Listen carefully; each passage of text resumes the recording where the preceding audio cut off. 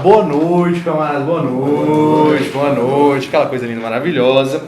Pois bem, primeiramente, como sempre, agradecendo a presença de todos presentes, né? Sempre aí se locomovendo, vindo pra cá, numa segunda-feira à noite, já no frio. Então, assim, a gente sempre fica muito satisfeito, muito feliz com a presença de todos aqui. Então, é uma coisa muito boa, maravilhosa e sensacional. Também ficamos muito felizes de poder utilizar aqui o espaço do Sindicato dos Arquitetos, aquela coisa, né? Emoção linda e maravilhosa. Então, vamos lá. Hoje a gente tem a proposta de fazer o nosso curso. O curso vai ser, só para a gente ir passando aqui rapidamente, o curso é o nosso do Movimento Luta de Classe, nosso movimento sindical, classista e revolucionário, a gente fazer grande revolução aí dentro do espaço do trabalho no nosso país.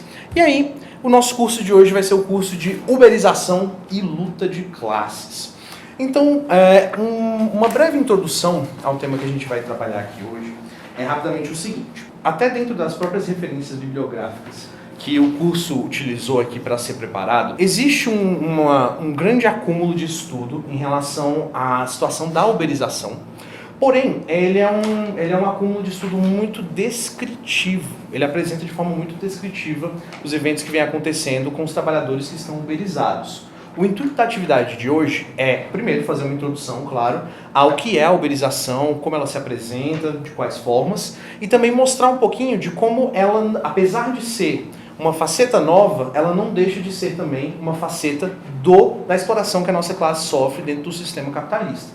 Então a gente precisa ter essa conexão para poder entender o valor da luta de classes quando a gente está falando justamente da relação da uberização com a precarização e com a exploração da nossa classe. Então essa é a proposta básica do que nós iremos discutir aqui. A gente vai se aprofundar em alguns tópicos para a gente poder ir entendendo um pouquinho de como funciona tudo isso. Então vamos dando início à nossa atividade de hoje. A gente vai começar com o primeiro tópico. Eu tentei seguir aqui mais ou menos de acordo com o documento, para que todo mundo consiga também ir dando uma olhadinha, checando as informações aqui, para que fique tudo bonitinho, certinho, e todo mundo consiga entender de forma clara o conteúdo que vai ser apresentado. O primeiro tópico que a gente vai falar aqui é o capitalismo de plataforma. Agora, a primeira coisa que a gente precisa notar aqui, camaradas, é o seguinte. Dentro do estudo da uberização, e quando a gente vai pegar os textos em relação à teoria sobre a uberização, existe uma coisa que é muito interessante, que existe uma criação de muitas palavras novas. Então, assim, não só essa aqui como capitalismo de plataforma, tem lá cyberproletário, o precariado, que é uma junção de precarizado com proletariado.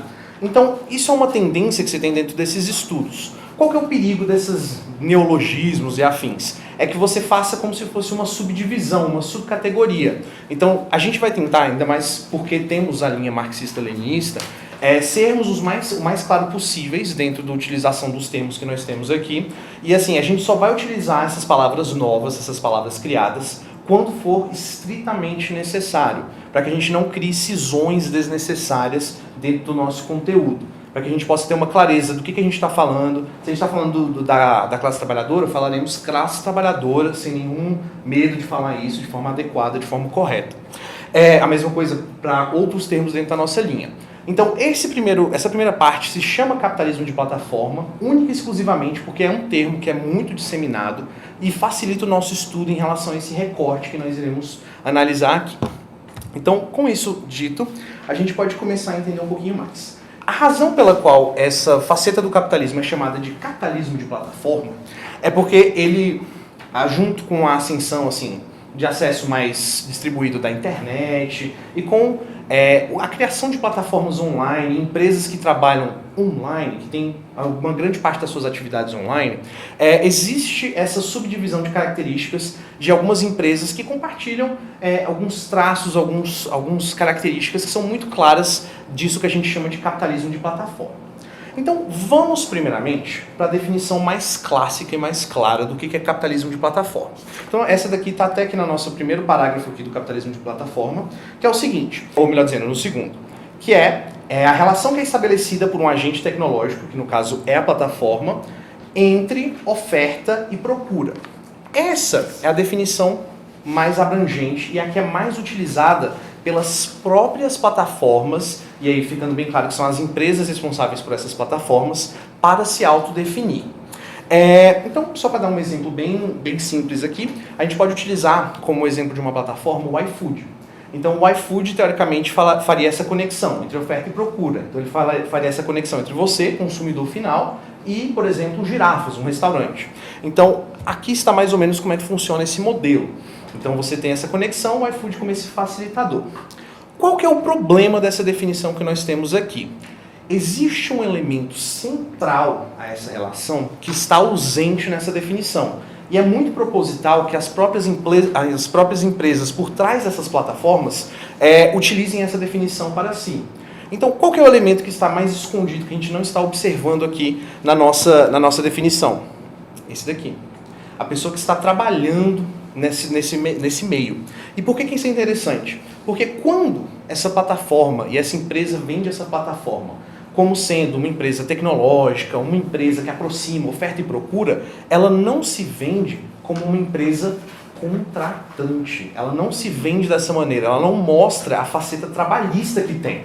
Então eu trago aqui até outro trecho do nosso documento, que é o seguinte: como elas não se vendem como empresas contratantes, não fica explícito que são detentoras do controle total sobre a distribuição do trabalho, do gerenciamento e estímulo de produtividade, de acesso a e desligamento da plataforma, além de, obviamente, definirem a remuneração do trabalho de seus parceiros.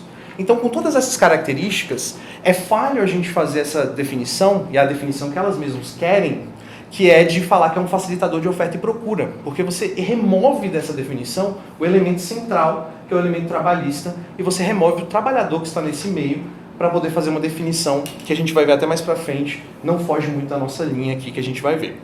Então, o capitalismo de plataforma, ele tem duas subdivisões mais centrais. Ele tem a subdivisão do trabalho geograficamente definido. Então, esse é o que a gente está mais familiarizado, que é o trabalho, por exemplo, de aplicativos de entrega, aplicativos de viagens de um passageiro, né?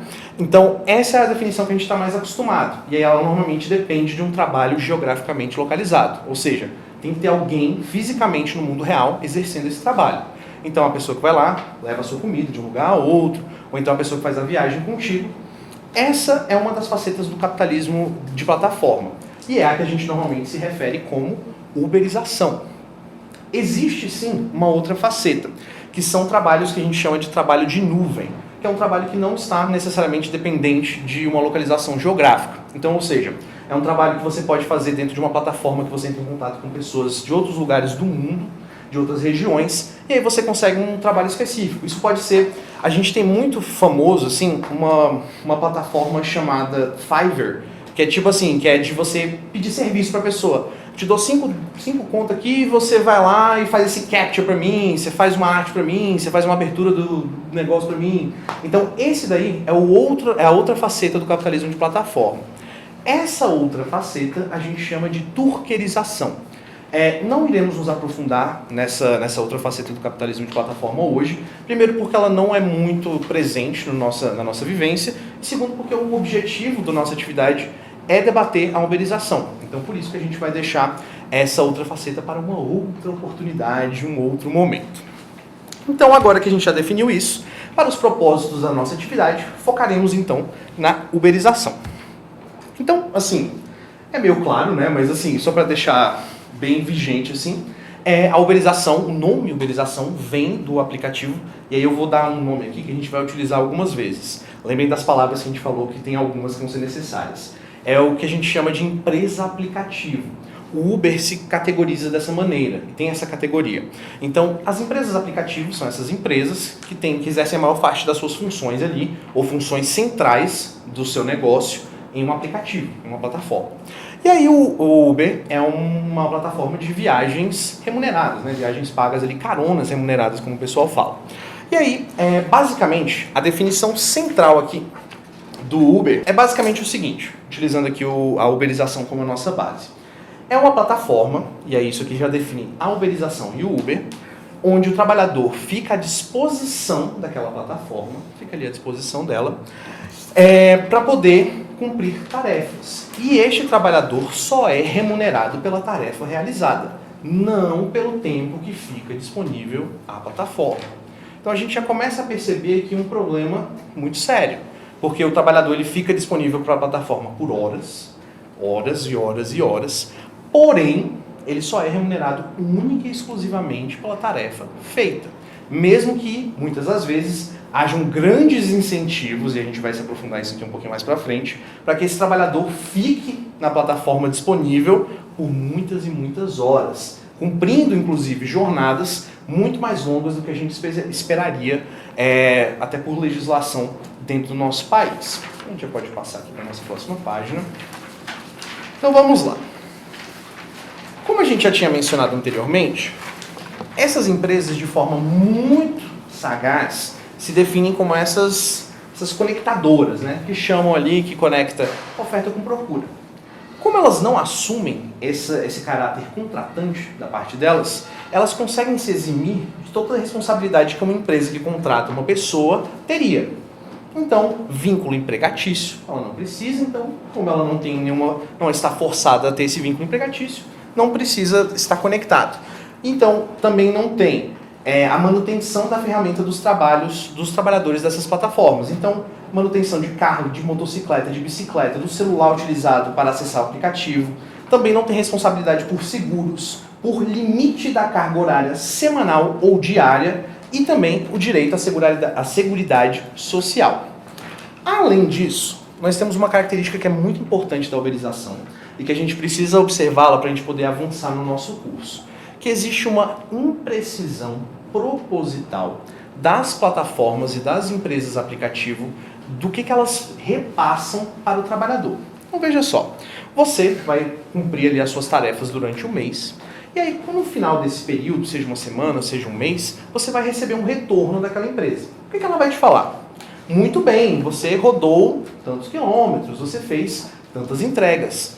Está tudo ótimo, está dentro do que a gente espera. Qual que é o problema disso? Ela nunca vai te informar, apesar de saber, quanto que ela espera de você. Você não tem como ter acesso à informação do que é esperado de você produzir. Você não tem acesso a essa informação. Essa informação fica escondida para você. Então, o que acontece? Isso estimula o trabalhador a uma maximização de produção. Porque você só tem o retorno de você está indo bem, você está indo mal, mas você não sabe exatamente o que é bem e o que é mal. Então você vai estar estimulado a ficar o máximo de horas possíveis dentro da plataforma, pegando o máximo de atividades possíveis para que você consiga se manter dentro dessa trajetória que os aplicativos e as empresas aplicativos e os seus algoritmos têm muito bem definidas, porém não acessíveis aos trabalhadores. Então isso é um ponto que é importante, porque isso faz justamente isso, você maximizar a produção e aí o trabalhador vai se matando ali de trabalhar. Então isso é importante da gente notar, porque assim, em qualquer outro tipo de emprego, a gente tem métricas definidas, muito bem definidas do que a gente vai produzir. Você tem que produzir tanto, você vai ser remunerado dessa maneira. Então quando você não tem isso, abre-se uma janela para maximização da exploração, maximização da produção. Então, o intuito do aplicativo e também do algoritmo dele é que a gente maximize essa produção da forma máxima.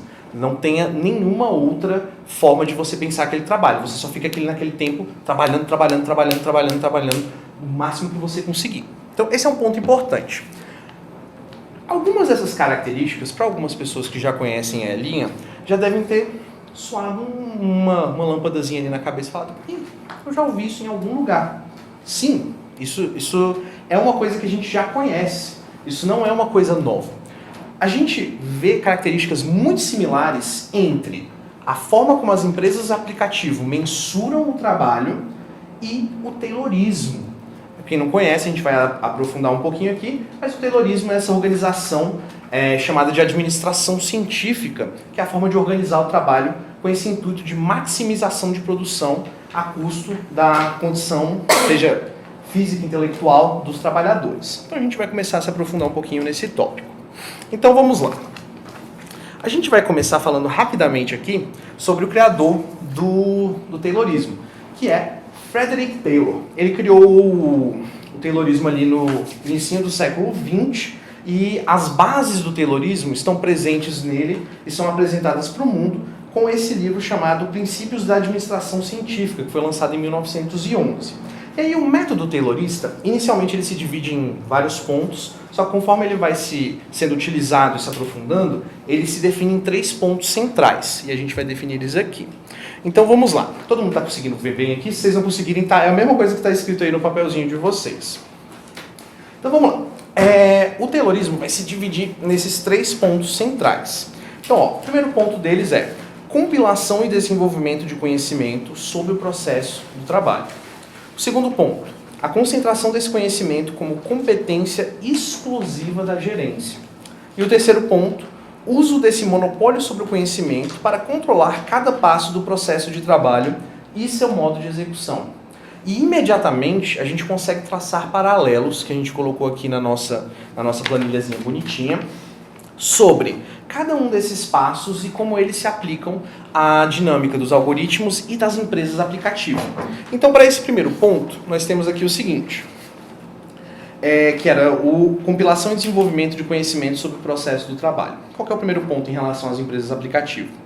A captação de informações sobre o trabalho nas empresas aplicativo é constante e precisa, onde os algoritmos compilam dados como o tempo necessário para se cumprir um trecho, distância, tempo de login do trabalhador na plataforma, sua tendência a se manter no trajeto recomendado, entre tantos outros.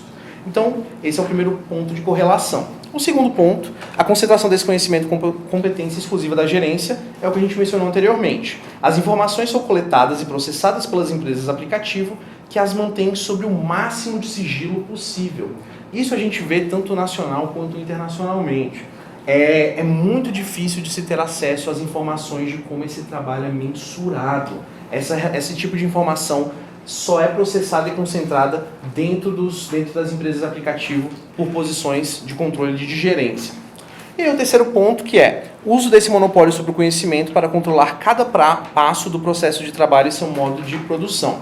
As empresas de aplicativo desenvolvem métricas internas que utilizam para mensurar a performance de cada trabalhador, revelando a este se estão ou não dentro do que é esperado, mas sem revelar de forma clara o que de fato é esperado destes, arbitrariamente promovendo remunerações bônus e punições nebulosas, que mantêm os trabalhadores num constante estado de medo de perder seu ganha-pão e produzindo o máximo que conseguem, exercendo muitas vezes jornadas de trabalho diárias extenuantes. Então, por que é importante a gente definir essa correlação aqui? Porque a gente começa a entender que a uberização, apesar de ser uma faceta nova, ela carrega em si e carrega consigo características que já são anteriores ao modo de produção capitalista. Então, a gente precisa ter essa noção para que quando a gente for falar de táticas de como enfrentá-la, a gente entenda que a gente não está fazendo uma luta contra a uberização, a gente está fazendo uma luta contra o capitalismo. Então é importante a gente ter essa noção para a gente poder definir esse parâmetro de forma clara. Perfeito?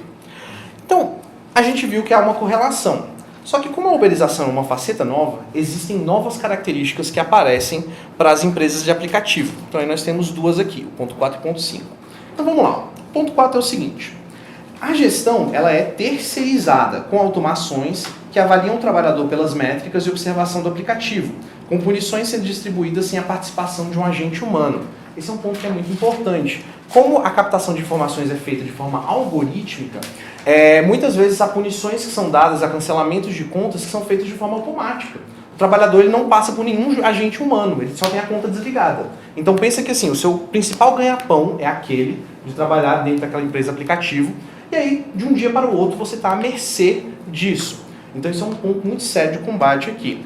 Além disso, o controle de qualidade é feito pelo consumidor final, que acompanha o trabalhador e pode opinar sobre sua performance. Acho que assim, essa é uma faceta que a gente consegue observar bem, mas assim, todo mundo aqui que já utilizou os serviços sabe muito bem que no final, quando você finaliza o serviço ali, você é pedido uma avaliação. Então veja só que interessante.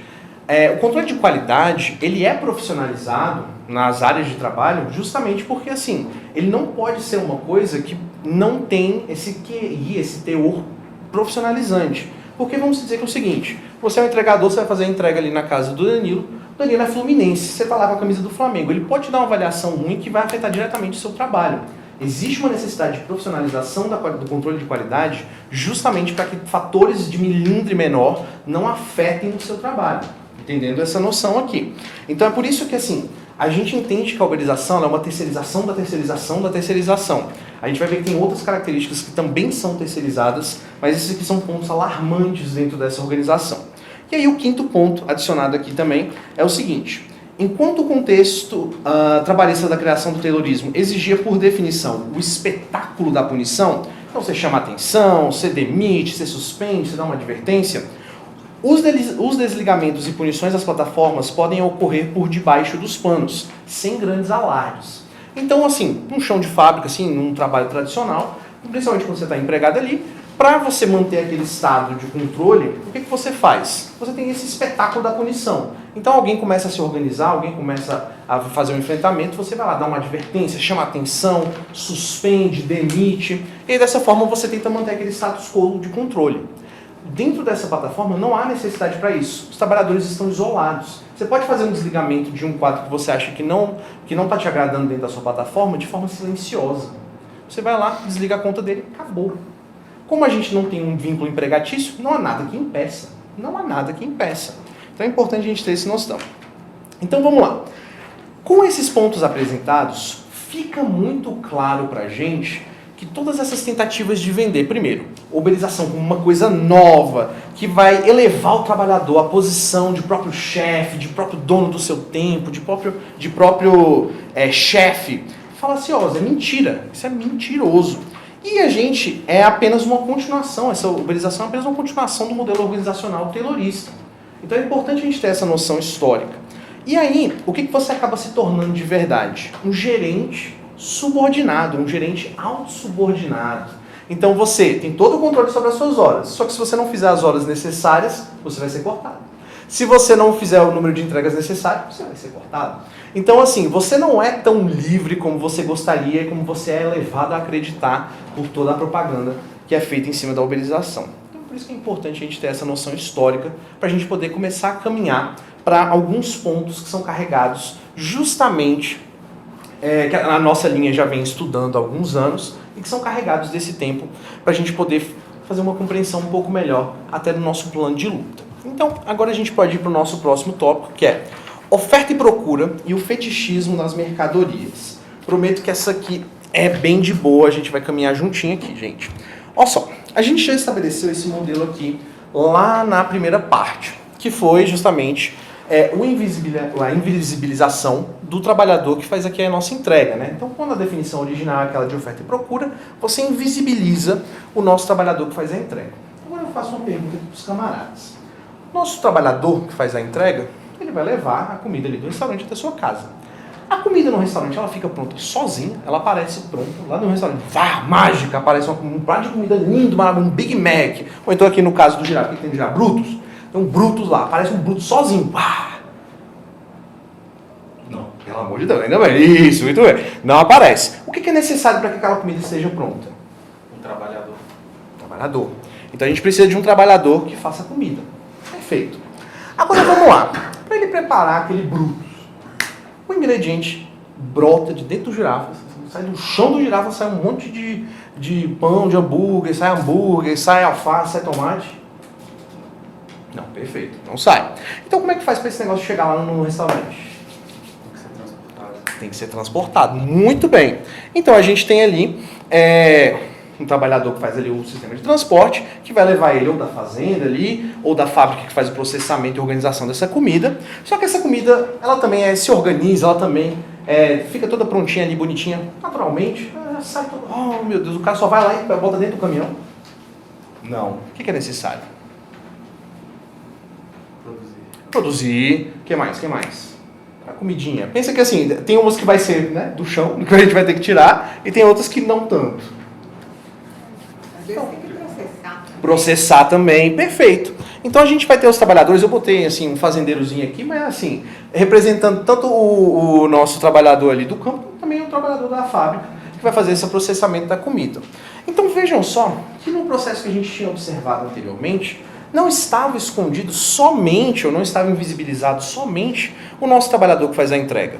Estava invisibilizado nesse processo todos os outros trabalhadores que fazem parte dessa cadeia de produção para que essa comida chegue até a sua mesa. Então, quando a gente estabelece mais uma vez que essa proposta de oferta e procura é falaciosa, mentirosa, porque existe um processo de produção social muito grande anterior. Então, quando a comida chega lá na sua casinha, ela não chegou assim, que coisa linda, maravilhosa. Houve um processo muito maior do que aquele que é vendido para você, que é você tocar aqui no seu celular e chega uma comida na sua casa. Existe um processo enorme e uma cadeia enorme de produção até que aquela comida chegue na sua casa. Então é importante a gente notar isso, porque lá, muito tempo atrás, eu tirei esse daqui do Salário, Preço e Lucro do Marx. Ele fala sobre o fetichismo de mercadorias, que é esse esconder do processo produtivo das mercadorias, que aparece única e exclusivamente, que elas estabelecem relações entre si. Então você clica no celular, aparece uma comida. Que coisa mágica, que fenômeno fantástico. Mas na realidade não é. Esse daí é o fenômeno que esconde todo o valor social que foi construído e dentro do trabalho de todo esse processo, do início mais primogênito dessa construção até o momento que aquela comida chega na sua casa. Então é importante a gente estabelecer esse processo para entendermos que quando a gente tem aqui esse processo que invisibiliza só o final, ele invisibiliza também toda essa cadeia de produção que leva aquela comidinha até a sua casa de forma feliz e alegre ali.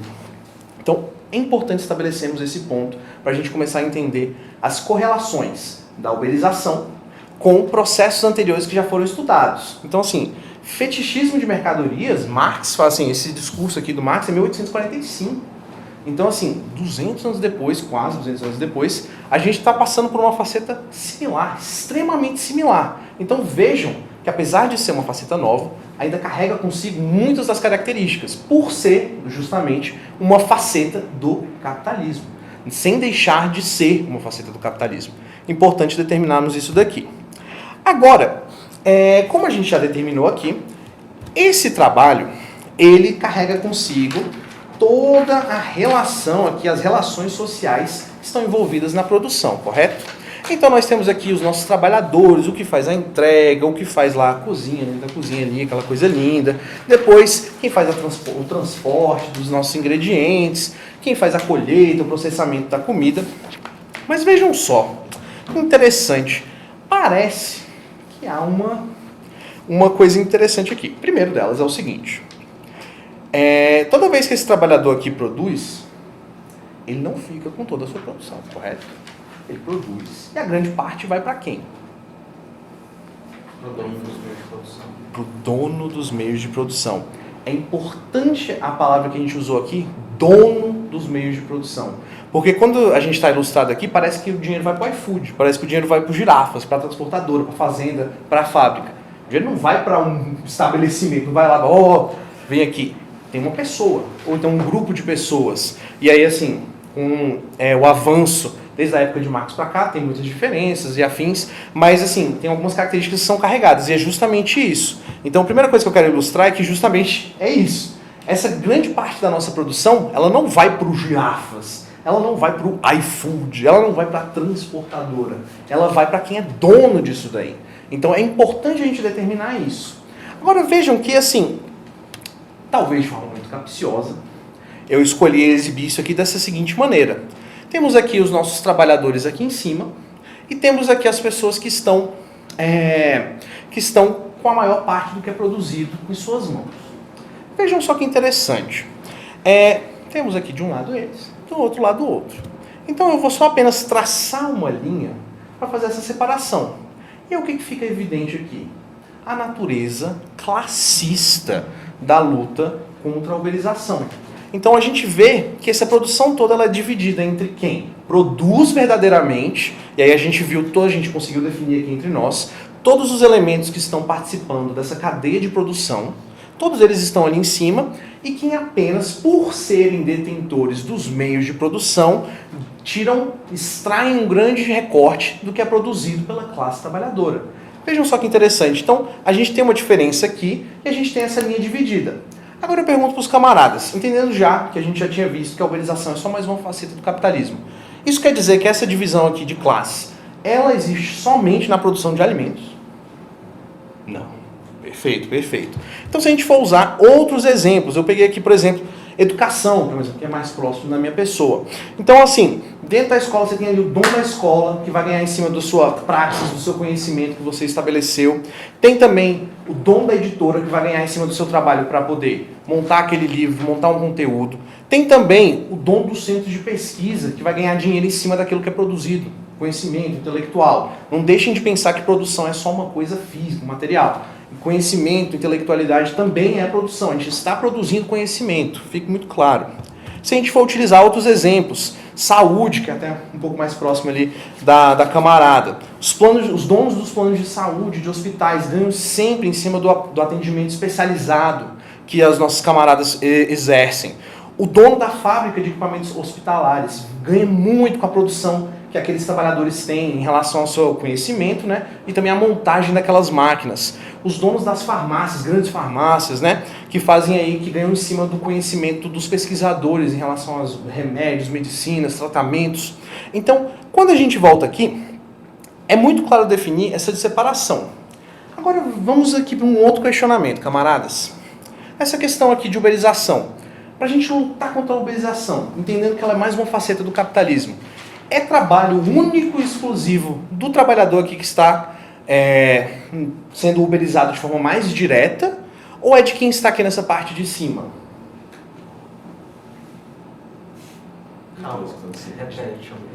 Olha só, é trabalho de quem lutar contra a uberização? Somente esse trabalhadorzinho que está aqui uberizado, ou é de todo mundo que está nessa parte aqui, de cima? Todo mundo que está aqui na parte de cima. Então é importante a gente ter essa noção, assim, viva, de que como a gente está fazendo uma luta contra a uberização, e ela é uma luta contra uma das facetas do capitalismo, que carrega muitas de suas características, o trabalho da gente lutar contra a própria uberização não é só dos trabalhadores que já estão uberizados, é de toda a classe trabalhadora. A gente tem que exercer ter essa lógica na nossa cabeça de forma muito clara. Essa luta não é somente dos trabalhadores que já estão precarizados. Essa luta é uma luta da classe trabalhadora. É uma das facetas que a gente tem que enfrentar como classe trabalhadora no ano de 2023. É importante a gente ter essa noção aqui dentro da nossa mente para que a gente possa conseguir entender dois pontos principais. Primeiro, nossa responsabilidade como classe trabalhadora organizada de fazer essa luta. E também, um ponto que é muito crucial aqui, que é o seguinte: a gente não remover como se fosse uma faceta única, exclusiva, isolada. A gente está fazendo uma luta contra o capitalismo, então todos os desafios e facetas dele que forem aparecendo, nós iremos fazer esse enfrentamento juntos, como classe trabalhadora organizada. Estamos todos aqui unidos para fazer esse combate, fazer essa luta. Então é importante a gente ter essa noção histórica, essa noção teórica de que a gente está fazendo uma luta de classes. É uma luta de classes. Então a gente vê que, assim, primeiro, muito claramente, o papel parasitário dessa classe burguesa, dona dos meios de produção, que só consegue se manter em cima do trabalho, do nosso trabalho, da classe trabalhadora, e que a gente tem que enfrentá-la de forma efetiva, de forma ativa, para que a gente possa conseguir a vitória verdadeira. Então é importante a gente ter essa noção, porque a gente vai fazer um enfrentamento da uberização, como classe organizada, mas também que ela não pode parar só na uberização. A uberização, como a gente notou, é uma faceta do capitalismo. Então, onde que a nossa batalha vai acabar? Assim, a curto prazo, em lugar nenhum. A gente vai continuar a nossa luta contra o capitalismo, enfrentando ele em todas as suas facetas. Derrotamos a uberização, então vamos continuar. O que mais que a gente vai derrubar? Até a gente derrubar de forma definitiva o capitalismo e criar uma alternativa verdadeira para ele, que é o socialismo, onde nós estaremos no poder. A classe trabalhadora estará no poder. Importante a gente notar isso. Então, camaradas, de parte expositiva, é isso. Gostaria de trazer aqui umas considerações finais em relação ao conteúdo. Aí eu vou trazer aqui, rapidamente, a gente comentou bastante sobre o Taylorismo dentro da nossa expositiva aqui. E aí, eu queria trazer aqui um exemplo, baseado até numa conversa que eu tive com o camarada Eric. E eu acho que, assim, se alguém que já cursou administração vai conhecer que tem uma matéria em administração chamada TAG, ou TGA, algumas vezes, que é a teoria da administração geral. E aí, o que acontece em relação a essa matéria? Essa matéria, ela tem como bases o Fordismo, o Taylorismo, todas essas forças. E aí a gente estava conversando, eu estava falando aqui com ele, que ele estava me contando a experiência dele como estudante de administração. que no curso dele, muitos dos alunos, até a chamada era feita pelo sobrenome dos alunos.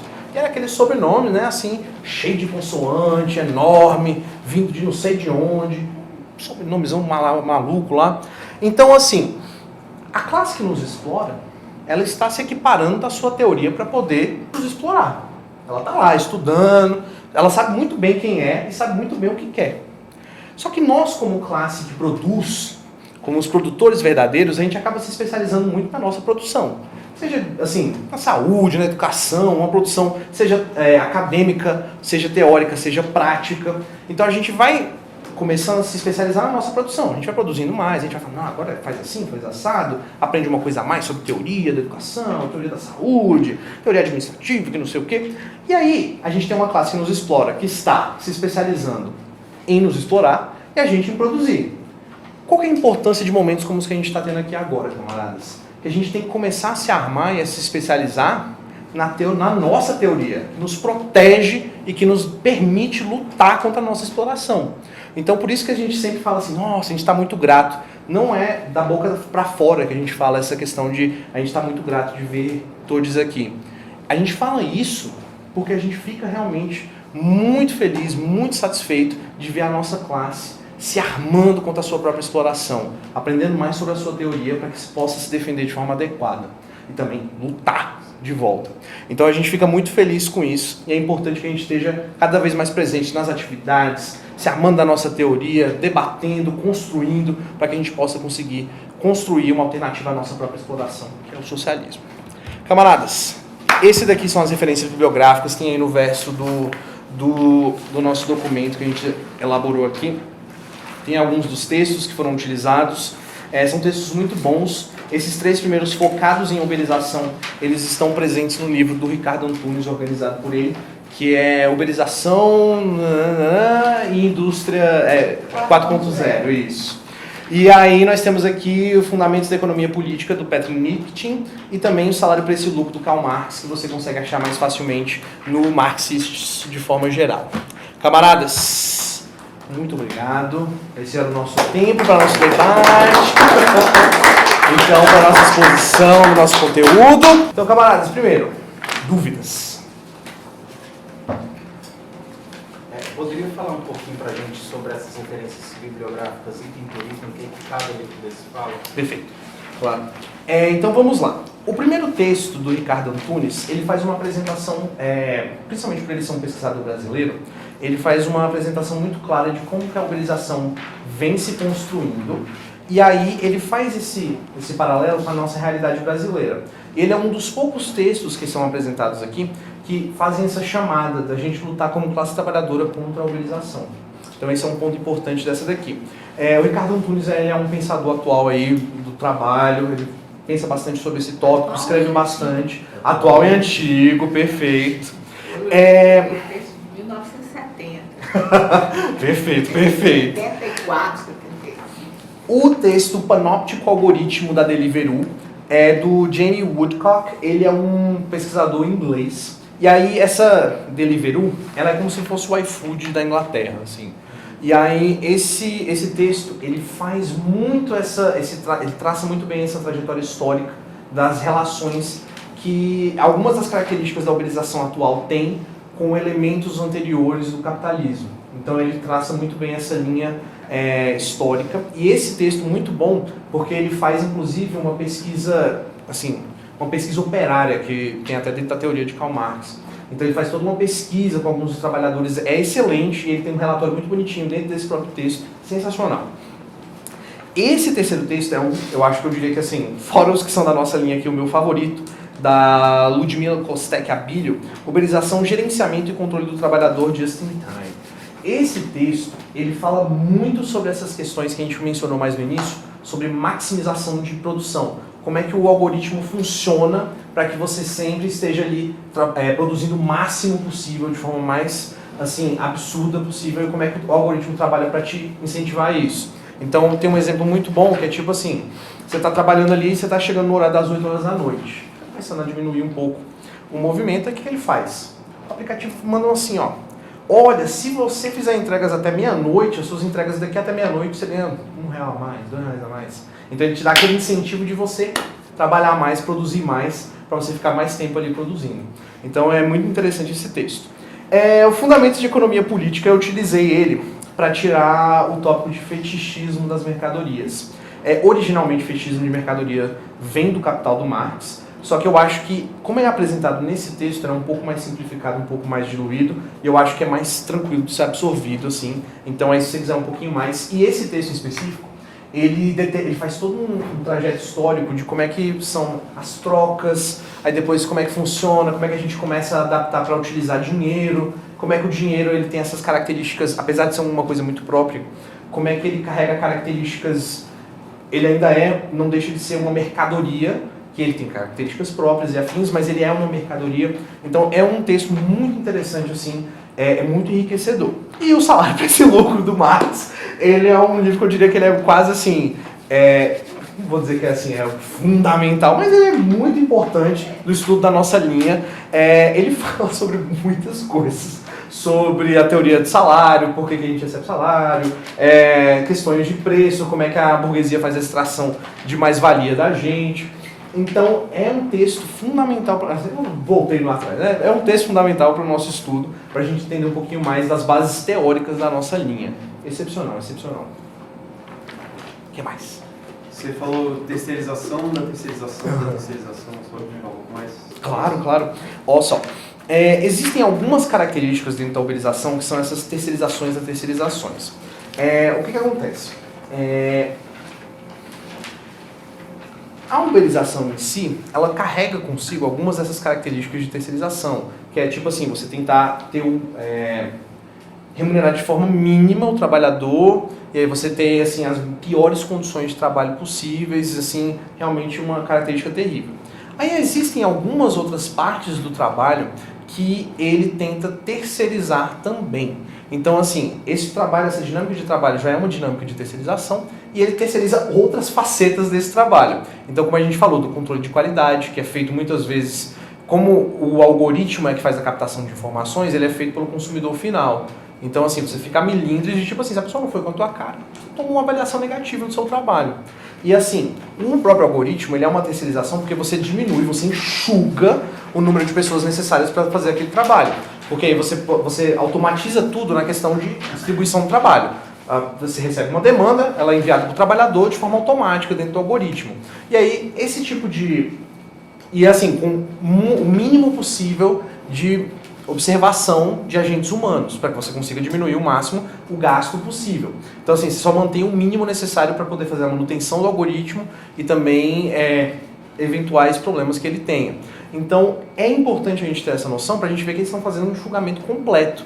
É uma empresa que faz uma extração altíssima de mais-valia, porque ele consegue tirar tudo o que ele consegue tirar de trabalho social, ele consegue para poder manter somente o que é minimamente necessário para conseguir fazer uma exploração completa. Isso quando a gente não fala de características muito pontuais aqui do Brasil, como por exemplo as operadoras logísticas, as OLs, que são como se fosse assim, um escritório dos trabalhadores que estão uberizados. É uma assim, empresa muito forte, porque não tem uma estrutura empresarial.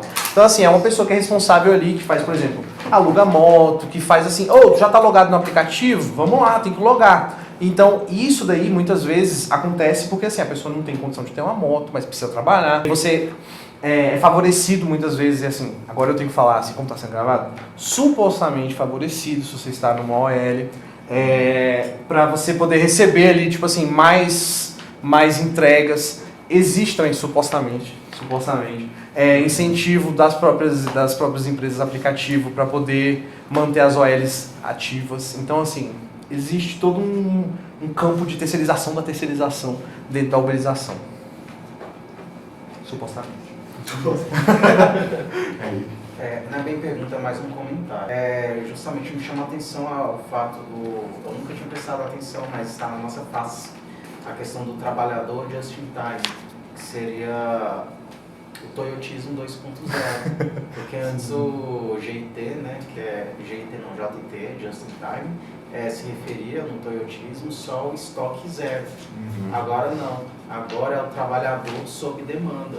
Com isso acontece o que? O enxugamento, vê se eu estou seguindo essa linha, tá? Porque é assim, é o enxugamento da maior parte que é mais onerosa para esses grandes conglomerados, que é a questão da folha de pagamento.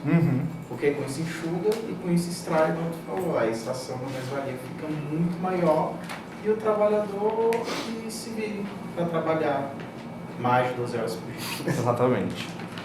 O que mais? O que mais de perguntinhas? Thiago. Como que a gente trava essa luta, né, dentro desse nicho aí, desses trabalhadores uberizados, que estão sempre, né, bebendo aí dessa narrativa neoliberal, né? Sim. Que é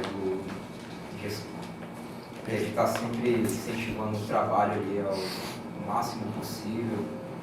E como é que a gente combate isso? Porque às vezes a gente vai encontrar um trabalhador ali que está trabalhando pra caramba, tipo horas e horas e horas, e está conseguindo ter um ganho material ali bom. E para ele, né, se está numa sociedade onde, né, ter alguma coisa, ser alguma coisa, ele está bem. Então ele vai fortalecer esse discurso neoliberal, dizer que está um para os outros porque eles não querem trabalhar. E ele vai desmobilizar a classe, sabe? Então, tipo, como é que a gente luta lidando com isso e explicando para eles que não está tudo bem? E não é sobre isso, a gente tem que romper com isso pela raiz mesmo, para que todos estejam bem igualmente, sem ter que trabalhar esse tanto de hora, né? Essa é uma questão que é fundamental, eu acho que assim, não só da categoria dos entregadores, mas assim, de forma fundamental e central a nossa organização dentro do sistema capitalista. O sistema ele investe milhões e milhões de reais, assim, de dólares e afins para se manter, seja com propaganda, seja de forma assim repressiva. Então isso é realmente um ponto relevante. E assim, existe até o livro do Lenin lá, O que Fazer, que é justamente falar, assim, debater o que fazer. Então assim, o que a gente precisa entender de forma geral? É uma categoria extremamente descentralizada, então, assim, é muito dispersa. Então existem alguns elementos, como a gente capturou aqui, que não carregam algumas das características anteriores. Mas como a gente viu que é uma faceta também do capitalismo, ele carrega algumas características que nos permitem abusar das falhas e das contradições do capitalismo para ir atrás delas. Então, assim, infelizmente hoje o Santos não pôde participar aqui, ele é um trabalhador de entregas, que ele também é organizado, assim, ele até faz parte ali da liderança e é referência ali no espaço dos trabalhadores de entrega. E o primeiro ponto que a gente precisa fazer é alcançar a categoria. A gente precisa de organização. Cada trabalhador lutando de forma individual, existe uma frase muito famosa do Lenin, que eu não vou lembrar agora, mas é justamente algo nesse viés, assim, eu estou parafraseando aqui, que é justamente um trabalhador individual ele vai ficar brigando ali, assim, ad eternum e assim, sem muitas vitórias. Então a gente precisa ter uma luta coletivizada e organizada. Então, quando a gente estabelece que o nosso compromisso de fazer essa luta contra a uberização, é entendendo que a categoria descentralizada, como é que a gente começa a alcançá-la? Então a gente fez algumas tentativas. Com o Santos, por exemplo, a gente está fazendo o podcast. Então ele conseguiu um espaço ali, faz um podcast. Toda vez que precisa fazer alguma atividade, faz uma divulgação nos pontos centrais de encontro dos trabalhadores de aplicativo. As contradições do capitalismo se apresentam e aí nós, como quem já está organizado, precisamos combatê-las, precisamos encontrá-las para a gente conseguir alcançar mais pessoas e fazer um trabalho de massa verdadeiro. Então, isso não é dizendo que é uma questão simples. A gente não vai simplificar de falar assim, é muito tranquilo, é só fazer isso e organizar e tá bom. Então, assim, e aí é realmente isso. Quando a gente estiver organizado, a gente começa a debater outras pautas. Só que, assim, de primeiro momento é estarmos organizados, tanto dentro das nossas categorias, como também como classe trabalhadora, para poder dar esse suporte e apoio para uma categoria que está apresentando suas próprias contradições agora. Contradições que são herdadas do modo de produção capitalista, mas contradições que também têm suas características próprias. E aí, como é que a gente vai fazendo isso? Em relação, assim, a questões de ganho material, é importante notar que, assim, a pessoa que trabalha, né, nessa dinâmica uberizada, existe uma ilusão muito grande das condições em que ela está. Porque, assim, se você vai ver, Você vai fazer assim, quantas horas você trabalhou essa semana? 60, 70, mas porque eu quis. Nossa, que interessante, a pessoa que quer trabalhar 70, homem trabalhador, meu Deus, a pessoa não trabalha. Então, assim, isso é um ponto que é importante. Então, assim, essas são contradições claras do capitalismo. Você vai, é claro que, assim, o véu ideológico é um véu fortíssimo. Então, como é que a gente vai combatendo? Vai se organizando, vai apresentando alternativas para que a pessoa comece a ter uma oportunidade de visualizar aquilo de forma diferente. A gente falou muito sobre isso no curso Mulheres do Sindicato, que assim, o modo de produção, ele define muito assim, da cosmovisão das pessoas. Então assim, as pessoas, como é que elas veem a realidade? Então assim, apresentar alternativas é a oportunidade que a gente tem de apresentar uma cosmovisão diferente, uma forma de observar o mundo e a concepção da realidade de forma diferente. Então é por isso que é importante a gente ter essa noção. E assim, não é simplificando a questão, obviamente, mas que é necessário a organização, estarmos organizados para conseguir fazer uma luta efetiva e também pontual e eficaz.